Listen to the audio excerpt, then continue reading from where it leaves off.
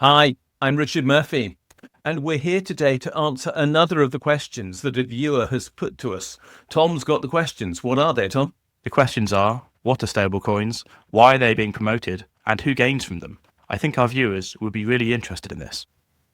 There's lots of indication that people really are interested in issues around crypto and now stablecoin. It's one of those topics which is causing confusion. So let's just talk about what stablecoins are. And I stress we're talking about stablecoins and not crypto as a whole today.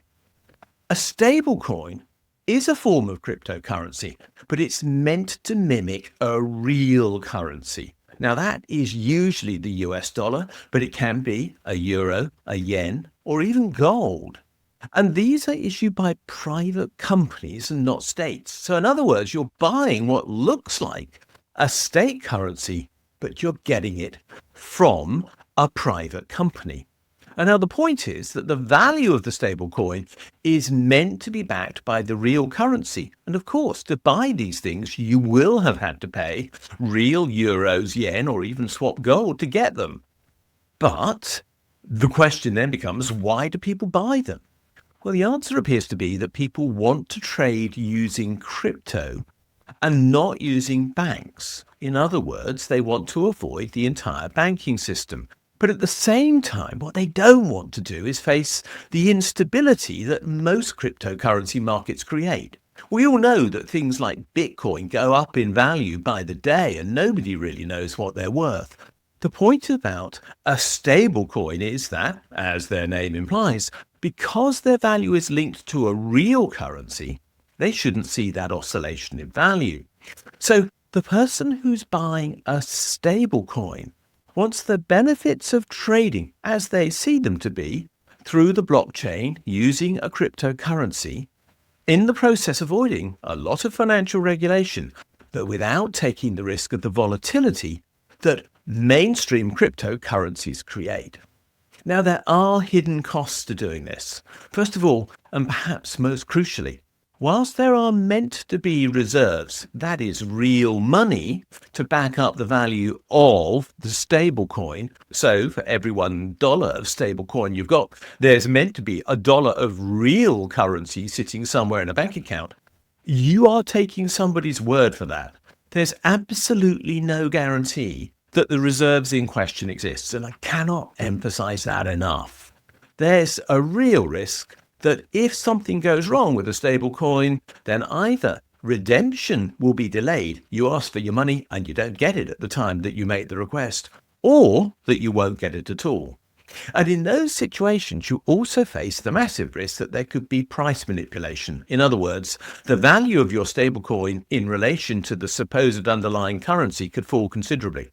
A $1 stablecoin could suddenly become worth 50 cents, for example, and there would be nothing you'd be able to do about that because you're dealing with a private company and you're not dealing with a real currency.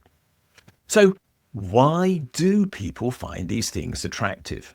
And I've got to say the answer is that in most cases, people are trying to use these to get round some form of either currency control or anti-money laundering rule, or even, let's be blunt, the law itself, because the currency in question is being used for a criminal purpose or to buy something that is illicit, like drugs. And that undoubtedly is one of the major attractions of these things for some people.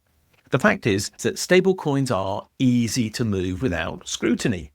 They exist outside the realm of banking regulation, and therefore they appeal to anyone who's trying to avoid oversight.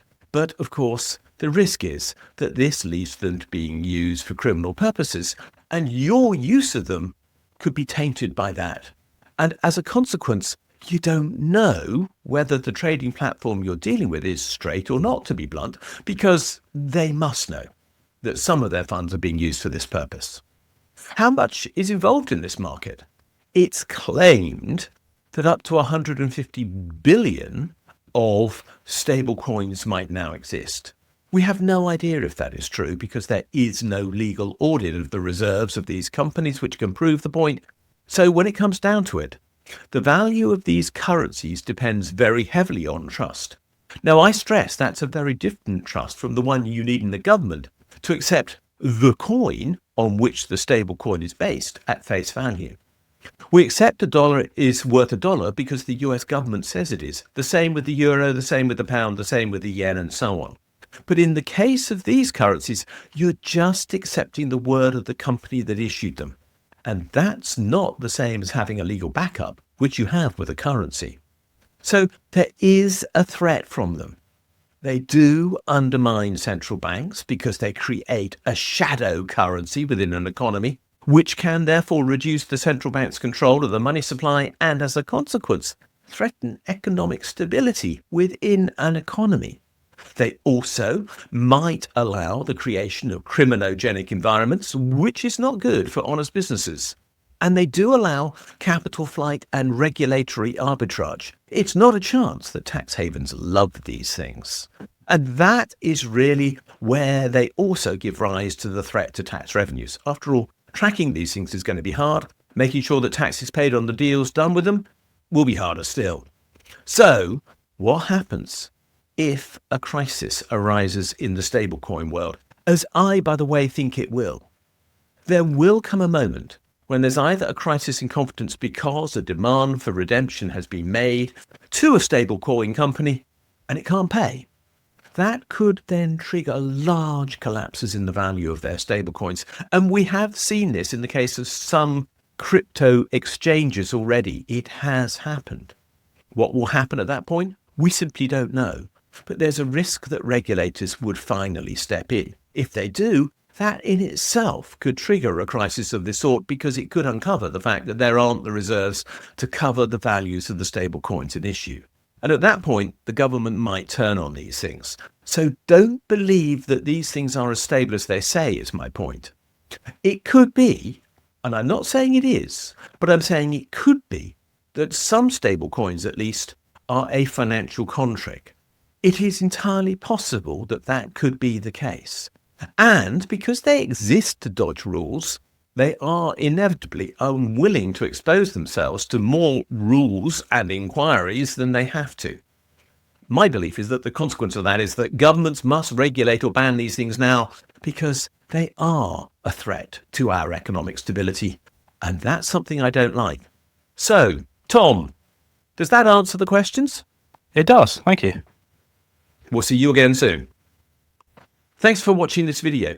If you've enjoyed it, please do click the like and subscribe buttons because they do genuinely help us spread the word on YouTube. As importantly, could you have a look at the section below this video where it says more?